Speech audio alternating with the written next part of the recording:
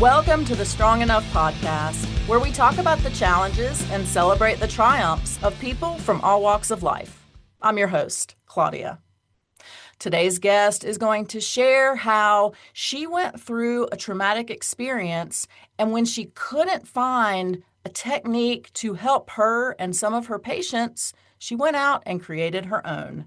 She's also going to share about her podcast and why she tries to be a light and a hope to others. Please help me welcome Dr. Nat Green. Hi, Nat. How are you doing today? I'm great. Thank you, Claudia, and thank you so much for having me. Thank you for being here. And you may not have known this, but you possess my favorite accent. So I am even more excited to spend some time chatting with you today than I was before we hopped on here. That's so awesome. And I hope your listeners can decipher my Australianisms. I'll do my best to stick to your Americanized versions. You know what? Let us guess. Let us guess some of the things, throw them out there. It'll be a learning time for all of us. So, yeah, you throw some at us and we'll see what happens. How about that? No worries, mate. Awesome. Well, see, we're already starting. I can do the old, let's put another shrimp on the Barbie. Perfect. And I'll do it in an accent later so it stuns you, you know. Well, Nat, really am super excited to have you here today. I know the audience is going to absolutely love you. I would love it if you would start by sharing a little bit about yourself. Thank you. Always think, how do I introduce myself? There's so many things, so many hats we wear, aren't there? Probably start with saying I worked in the field of clinical and health psychology, so very straight down the line, black and white, be a good girl, follow the rules. And I've worked mainly in the field of trauma for 35 years, so a very long time. And I absolutely love being a psychologist, but I was getting very frustrated with the regulations and the systems. And yes, we need to have rules and regulations to protect our clients and ourselves. But I was just feeling really squashed and put in a box and not like I could do things in a way that I felt could be more helpful in getting results. So I've now branched out more as to being a coach and working as a post-traumatic growth coach. So really looking at positive and moving towards healing and growth and thriving rather than being stuck in the problem. So that's my professional background. And I'm a mum of two young adults who are absolutely amazing and a wife. And I love more than anything sitting by the beach writing and enjoying a coffee. That's me. I love all these things. I love what you said about helping people get through, that trauma. That's what this podcast is all about. We could spend all day talking about the gory details of people's trauma, but that's no fun. And that's just going to re-traumatize everybody, really. Mm-hmm. So the goal here is to talk about how we get through it. What have we done or what are we doing to get to the other side? Because we want people to have hope. We want that one person in the audience to know that they're not alone. Other than regulations, that kind of led you to want to be a little freer and to kind of open up your realm into coaching, what led you to specifically doing post-traumatic work? Yeah, great question.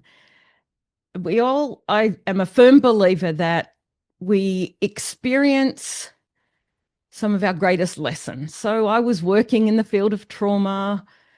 I knew that I was doing a really good job, but it wasn't until I experienced my own significant trauma that I really got it, in inverted commas, at a different level. So I had I played volleyball at a really elite level, loved volleyball, trained day in, day out, growing up all through high school, and had a significant ankle injury, I don't know, at the end of high school. And, kept going, pushed through as you do. It'll be fine. The doctors said, oh, it's not broken, keep going. And didn't want to give up my sport. So 25 years later, fast forward, and I literally stepped over a little fence at my kid's school, like a little fence, Mm-hmm. and heard this crack and thought, oh God, that's not good. And of course, had significantly damaged my ankle and finally thought, oh, better go see someone about it. Saw this doctor who was extremely excited that I presented this great challenge and he'd be able to do this U-boot surgery. And I've only ever done this once. And I thought, I remember asking him, do you know what you're doing? Being a control freak as I was. And he said, of course I do. And he was great, absolutely delightful, fantastic doctor. And he did do major ankle reconstruction surgery and, of course, found all these other things once he looked in it from my years of neglecting my health, and had major ankle reconstruction surgery, which didn't go well because I ended up with a golden staph infection. It became septic, had sepsis, and almost died. So it was fairly significant. Was in and out of hospital for 8 months, 4 surgeries. It was a really long road to recovery. And I just thought, keep going, get on with things, keep working, which I did. And then I did get a referral for treatment, and I actually ended up having another significant trauma as a result of what I went through there. And that really landed me on the other side of the couch. I suddenly thought, oh, I think I've got to deal with this, the trauma of everything I'd been through surgically and everything else. I thought, not okay being on the other side of the couch. So, yeah, started recognizing that I had years of holding my clients' trauma stories day in, day out, which were stuck in my nervous system. And it wasn't just my stuff, it was everything blended together. And I thought, oh my goodness, I really got to do something. Sat on the other side of the couch as a client, did not like that at all, and thought, oh, this is ridiculous. It can't take years to heal trauma. This is bullshit. Hope I can say that. And then I started looking at, no, you cannot go over and over your story. It's not helpful to stay stuck in that loop of storytelling. That keeps us unhealthy, unwell, and in our trauma. So really dive deep and developed my own model, which is called the ABS method, and started trialing that on people that I knew that were like, no, we're happy to give it a go, and started seeing amazing transformations in like 8 sessions. I'm like, they're like, but we've been working on this stuff for years and now we feel fixed, in inverted commas. Mm-hmm. It's like, what's going on here? There is a way that doesn't take years and years. And really it's around that focusing on hope. Like you said, we need to work towards how we want to be, not going back to who we used to be. That's probably one of the key things from where I sit, that so many people come to me and say, I want to go back to who I used to be. And that makes me really sad, because we're never going to be that person, because we've got experiences and stories and things blended in, but it's not bad. Mm-hmm. Because as I learned, as awful as what I went through was, it put things into perspective. Life is short. Stop stuffing around and wasting time. Focus on the things and the people that matter. Do things differently. So I started on my mission to develop this method and really narrow it down to the key things that made a difference. And to really test it out, I tested it on myself. And honestly, the only way I can describe it is I feel like it changed my DNA. It's the only way I can say it. I let go of stuff that I never even knew was there, stuff that, yeah, was, yeah, under the stuff that I didn't know was there because things happened when I was in utero to my mum, who lost her sister in a car accident when she was 6 months pregnant with me. And I always felt like there was something going on in my nervous system, but I didn't know what. Of course, I didn't know because I was in utero and I was nonverbal and I had no words. Mm-hmm. So she put me first at a time when she would have been traumatized, very distressed, and she never dealt with that. So her trauma got stuck in my nervous system. Not a blame game at all. It made Mm-hmm. sense. I'm like, that's why I have ADHD. Undiagnosed, but I know that I do. And I'm like, it's why I've always been a high achiever, really strived to be the best at everything because my system was overloaded.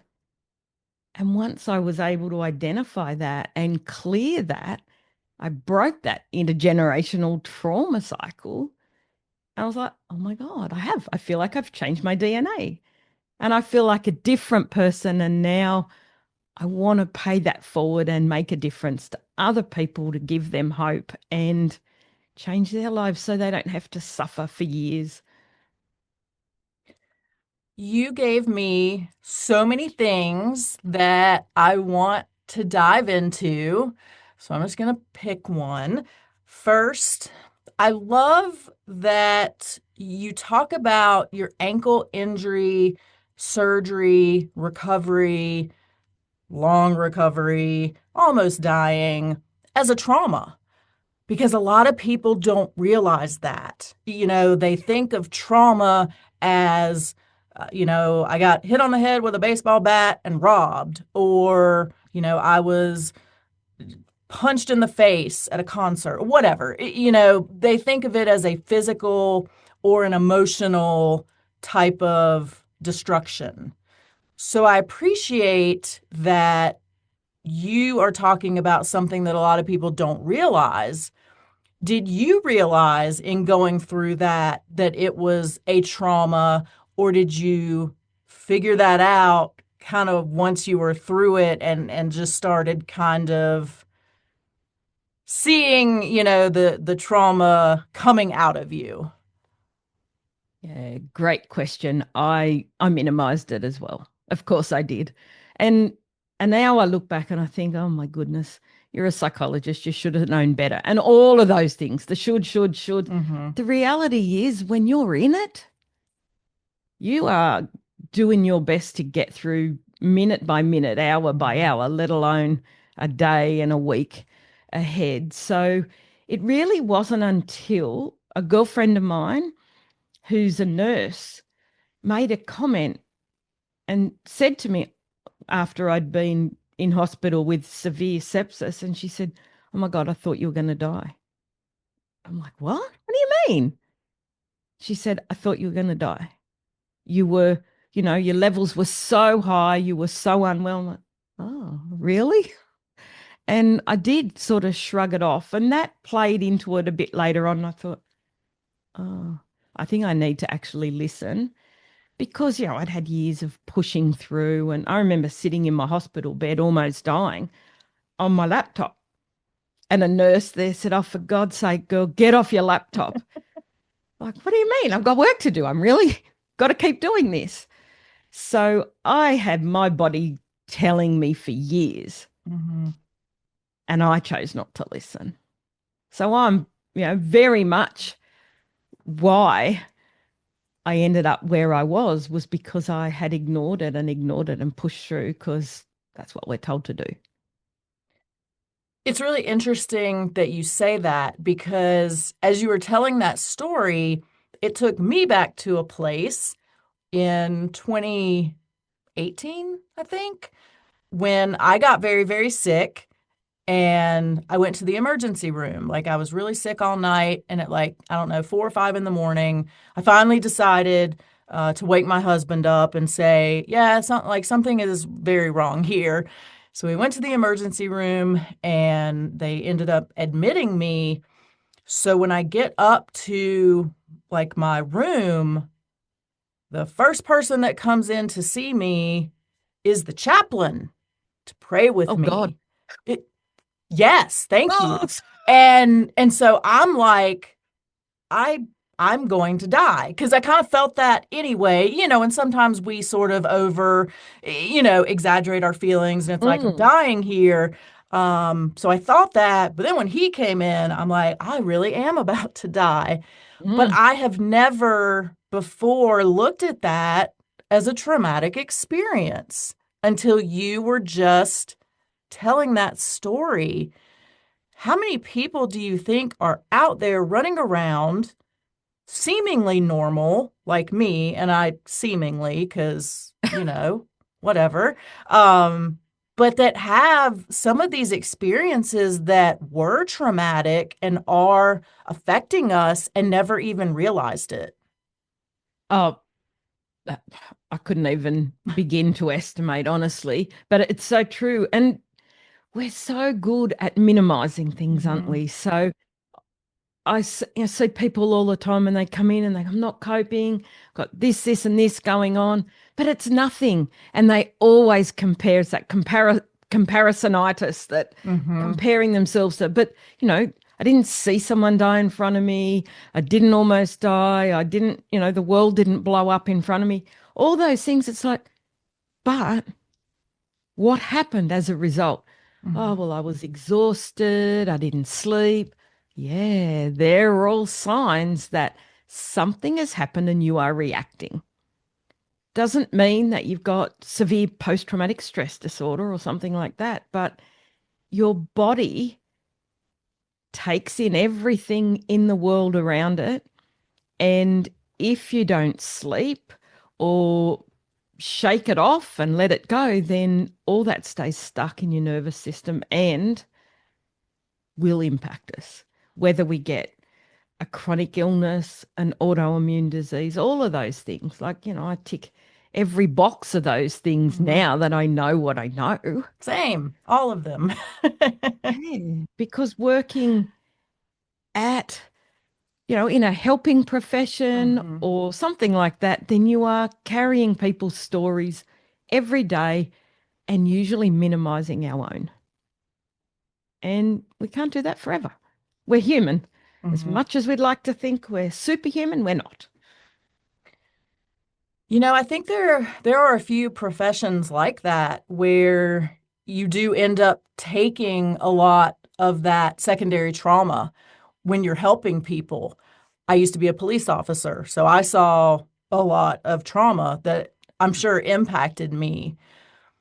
What are some things that we can do in the moment to help heal that as we go so that we don't have to wait until we have a big explosion and end up like balled up in the corner crying? Mm, great question. And really now there's so much more known about psychosomatic work and somatic work.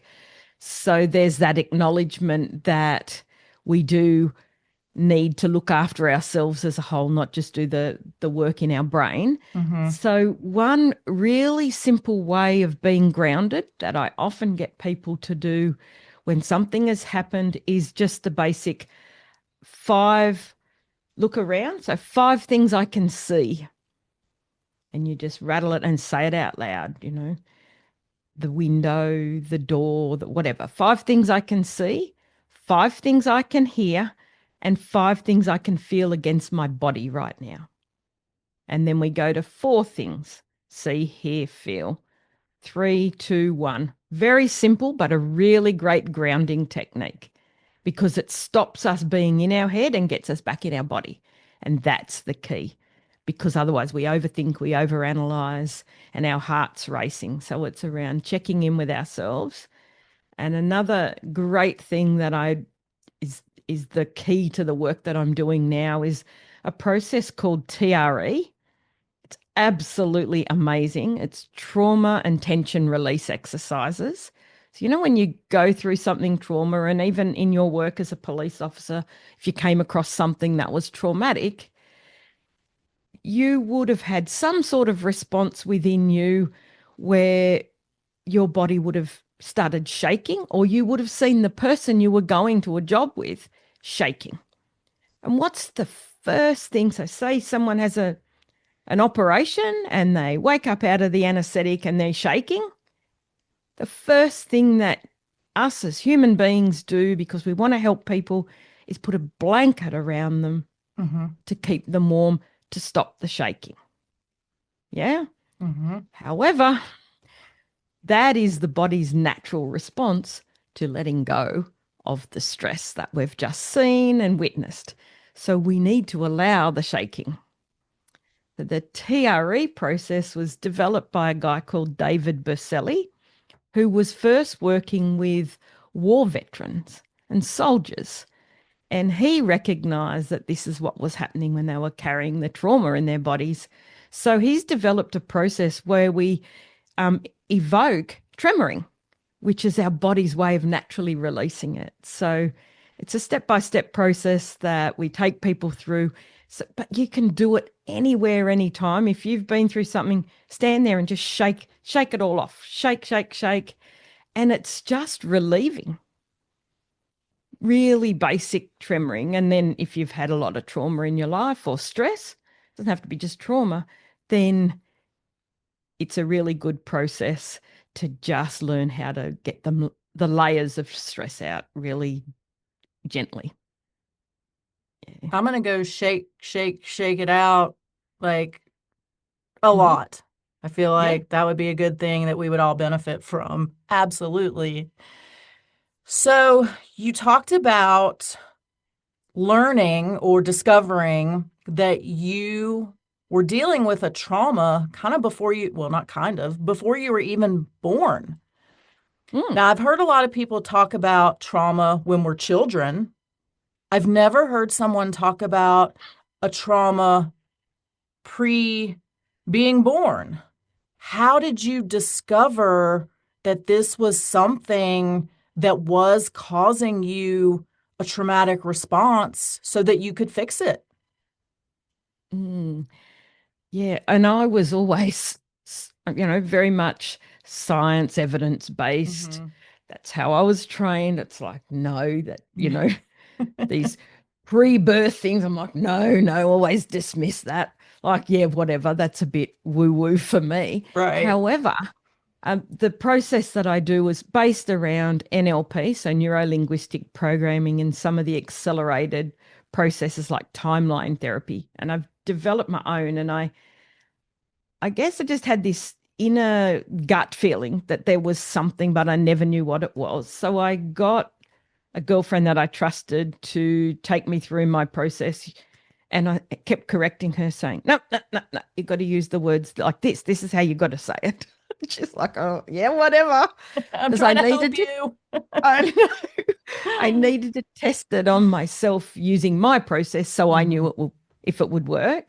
Because I very much am about practice-based evidence as well as evidence-based practice. So I looked and I went, okay, so I've gone through, and you take someone through the process like a timeline, you go up and you do it. And so they're working with the unconscious or subconscious mind, not hypnotized or anything like that. But my mind sort of went back there, and it was weird, but I got taken back to this time, and it was all dark.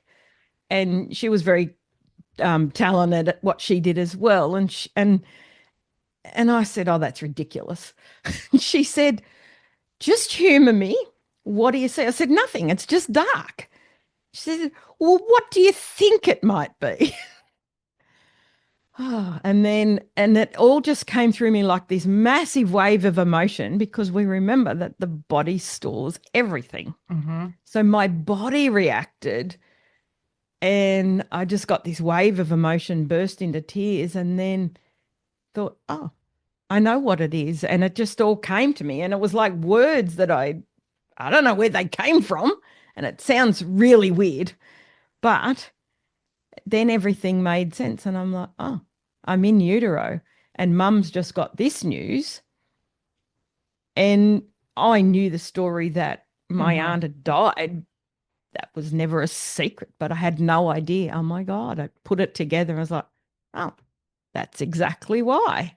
And then it all made sense. And that released it from my body. And I did the emotional release as Mm-hmm. well as the nervous system stuff. And then um, I know what it was and where it was and was able to release it. So, yeah, with guidance, but Mm-hmm. I wouldn't have found it had I just been looking myself because that was in my Right. conscious mind and this was in my body. You went out and well, not kind of, you created your own method because you weren't seeing things that worked as well as you'd like them to. Hmm.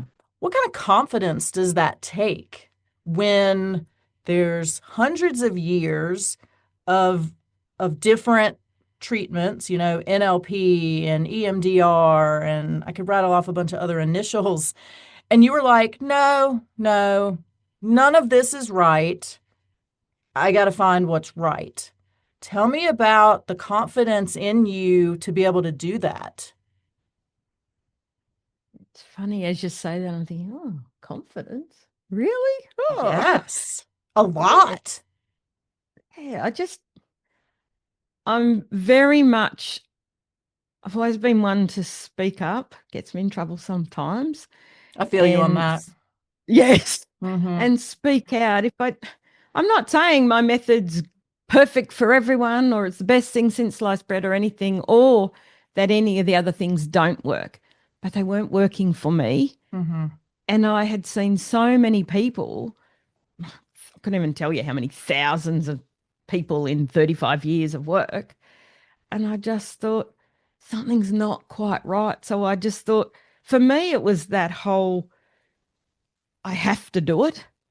It was every part of my body was saying, no, it's not right. You need to keep doing it. People deserve better.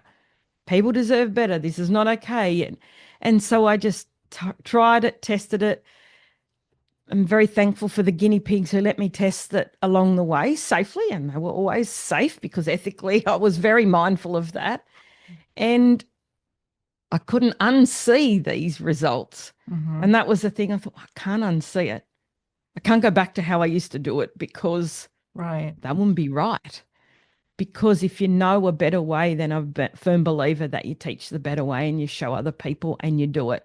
Mm-hmm. And yeah, that's it. So I've never looked at it confidence, but I guess, yeah, it was that whole I can't unsee and undo what I've learned and I have to do it. Mm-hmm.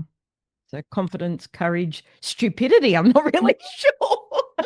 Maybe all of those rolled into one, perhaps. Yep, most likely. And I'm not a risk taker really, but at the same point, I am Mm-hmm. calculated risks because I tested it slowly, safely, and then I went, yeah, I'll take a risk because I believe in myself. And maybe I tapped into that inner confidence that had been lost as a Mm-hmm. result of what had happened, because then I checked in with a part of me that had been buried for a long time in the work that I did.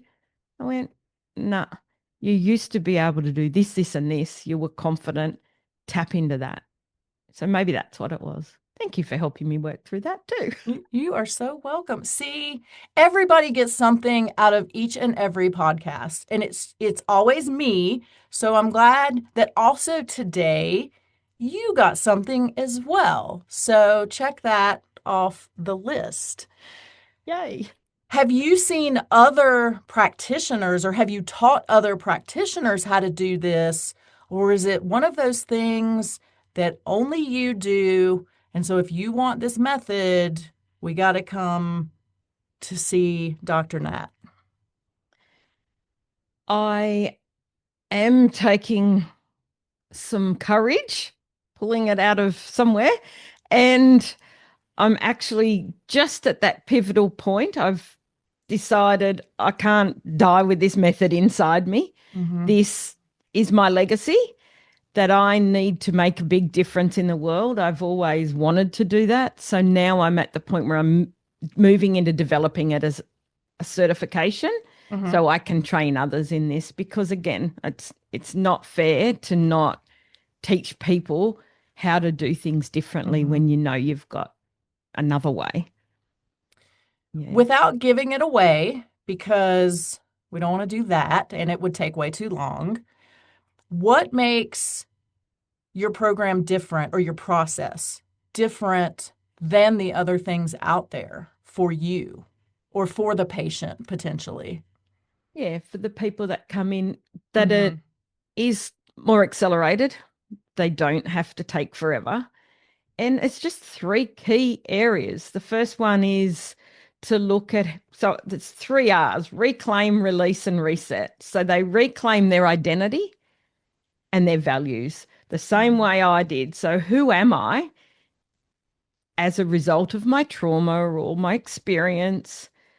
Who am I now? Not who I used to be, and what's Hmm. important. So that's the identity and values. The release is be taking them through the process to release the negative emotions and past traumas or stories you've heard from the work that you've done if you're a professional. And then the reset is resetting your nervous system, letting go of the layers of anxiety, stress, trauma that you've held on to. So they're the three areas.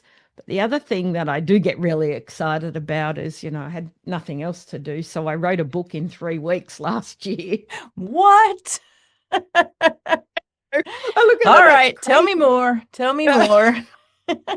just thought I was seeing these patterns, and my brain, it's obviously wired a little differently, but again, you can't unsee what you started to see. And I started thinking there's got to be ways to teach this differently. Hmm. So I wrote a book called Break Your Trauma Cycle, which looks at, I discovered 7 trauma archetypes of transformation. So there's 7 key archetypes that we all have, and 3 are going to be stronger than the others.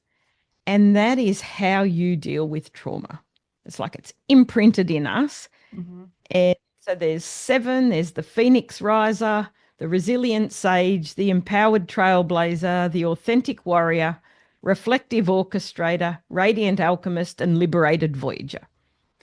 So the more you get to know yourself and the deeper you know how you are more likely to respond as a result of trauma or adversity, the quicker you can go from trauma to post traumatic growth.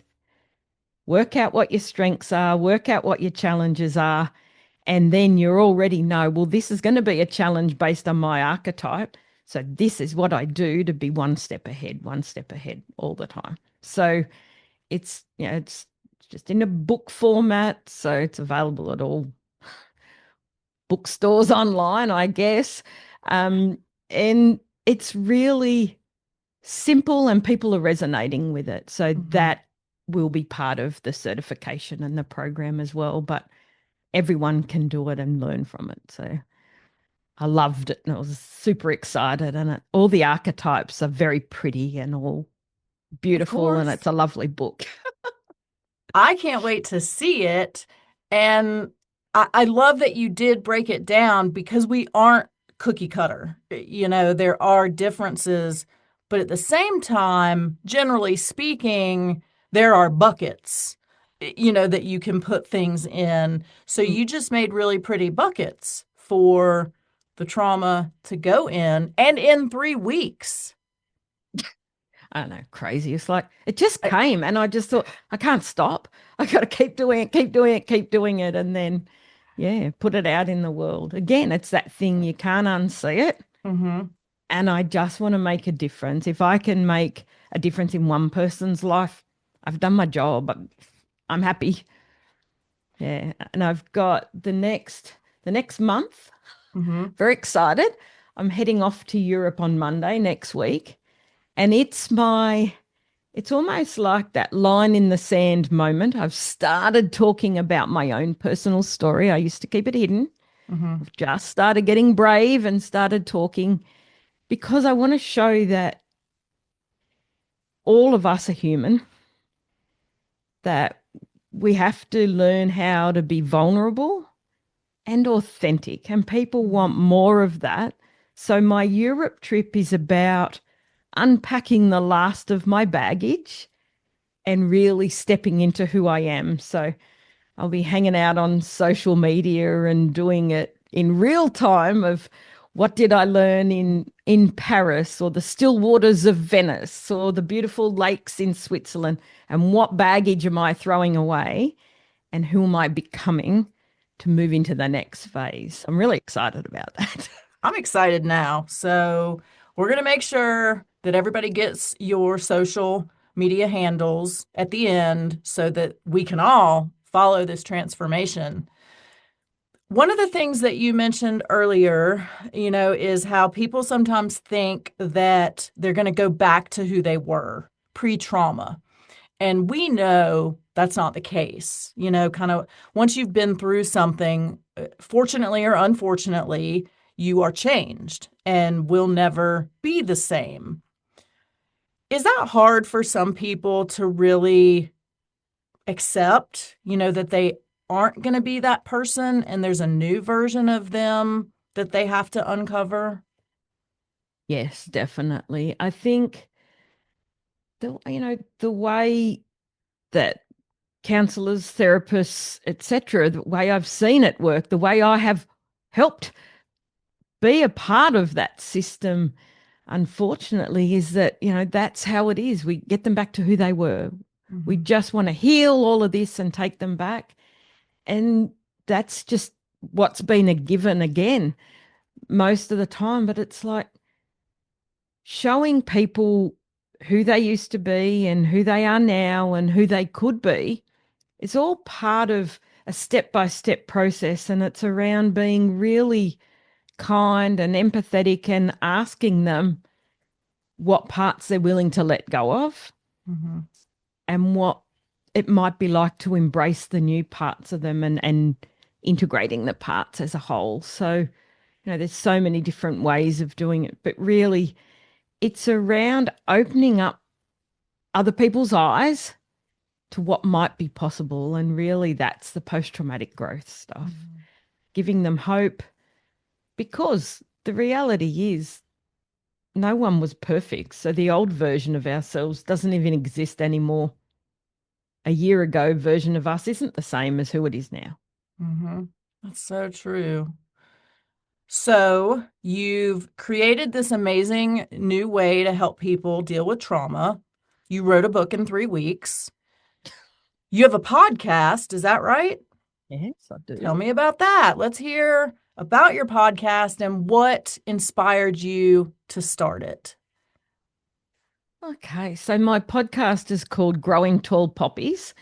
And I don't know, over there, do you know what a tall poppy is? That concept of tall poppies? I mean, my concept of poppies comes from The Wizard of Oz when they fall asleep in the poppy field. Okay, not quite the same as ours. So in Australia, and I know it's something that is very much a thing around the world, but called different things in different cultures. So Australians, unfortunately, are very good at, if someone does something really good or amazing or something special, they're really good at tearing them down and criticizing. And so people have this whole, I don't want to stand out, I don't want to Mhm. be seen, be visible and be seen to be doing something.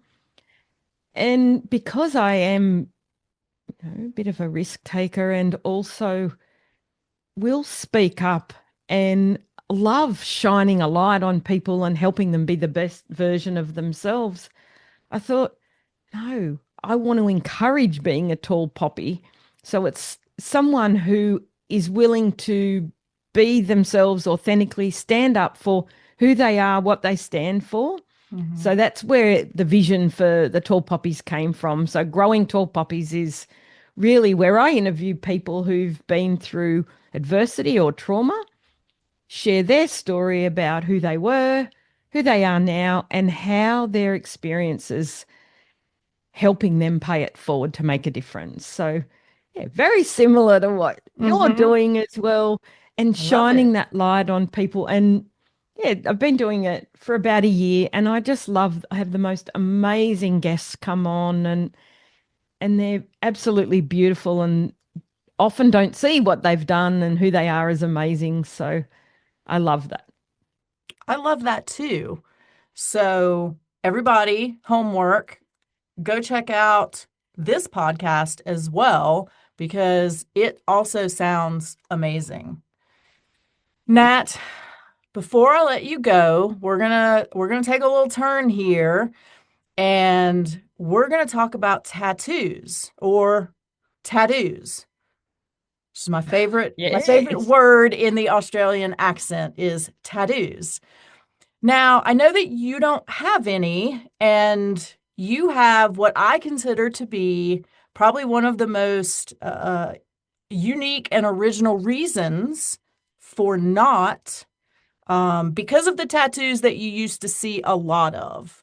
Will you share the style of tattoos that you used to be acquainted with, which has now led you to not really want a tattoo? Tattoo. Tattoo. Yeah. So I used to work in a jail, and this is a long time ago, and tattoos weren't the rage back then. Mm. And when I saw tattoos, well, they were on scary bad boys who'd been in jail for years. And it was, the swallow on the neck or the tears or the fuck you on the Right. hands or the love hate. And I was like, ugh, just the thought of it. Ugh. So that was my experience with tattoos because I didn't have any, and it wasn't the done thing then. And obviously now everyone has tattoos. And one of the funniest thing was my daughter, who's just turned 20, and she she's getting a tattoo. And I said, "Oh, really? Do you need to?" "Yes, mum. They're important." God, okay.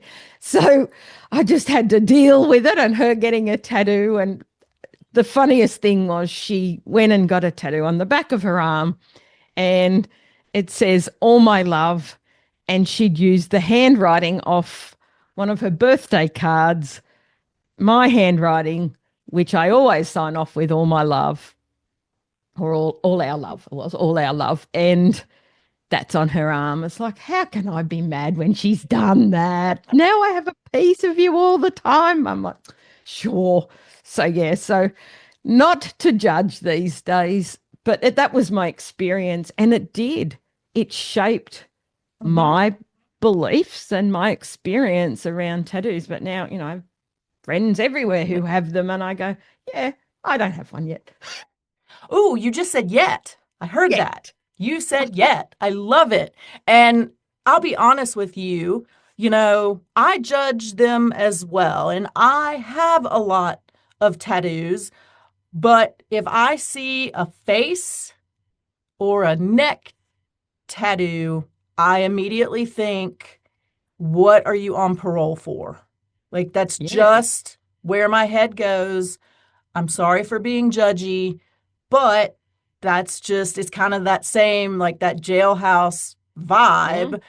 Yep. So I totally get it. And it was funny. I watch a lot of trash TV. And one of the things I watch with my husband is called Love After Lockup. It's a fantastic trash show about people dating people in jail and getting out of jail. Okay. And so this one guy comes out of jail and they had his little booking photo. And he was just this like young, clean, nothing on him, little guy. And then he comes out and I mean everywhere, everywhere, everywhere. And my husband, sweet, sweet guy, he goes, "Well, how did he get all those? He's been in jail." And I just looked at him like, yeah, that's where he got them all. Like, you think they're just sitting around playing cards? They're giving each other tattoos in there. So, Absolutely. yeah, so I respect that judgment, but I did hear you say yet. So if you were going to get one, do you have anything in mind, or this is just kind of like you never know what might happen? No, I think if I got one, it would be a butterfly, which is, it's my logo. Because Mhm. it's that whole transformation, which is what I stand for, which is what I've experienced. Mhm. And it's that whole beauty can come of anything, comes out of it, like an Mhm. ugly caterpillar into a cocoon and it becomes a butterfly. So, and I think it's that flying high and that soaring and being able to be anything you want to be.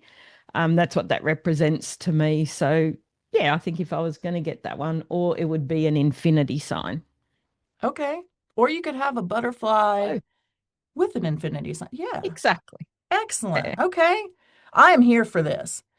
Well, Nat, where can people find you? So if they want to either get in on your coaching or maybe meet you up in Paris to kind of have some fun with you there on your big journey that's coming up, or if they want to come be part of your first tattoo, where can they find you?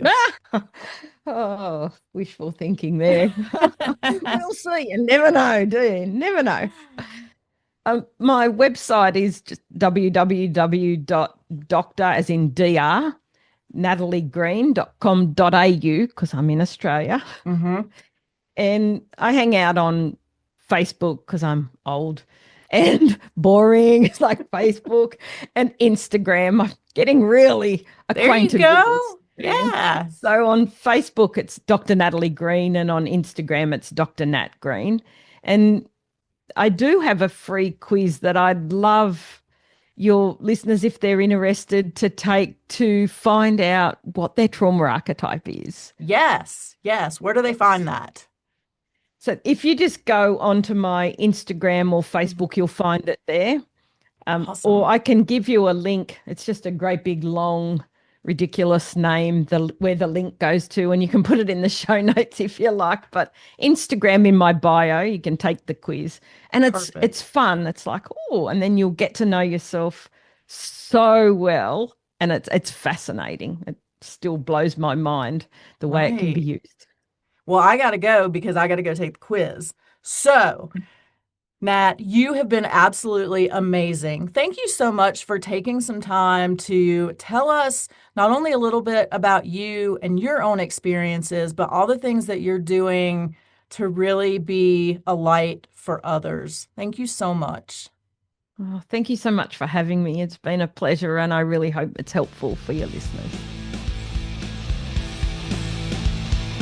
Thank you for listening to the Strong Enough podcast. You can find us on your favorite podcast platform by searching Strong Enough.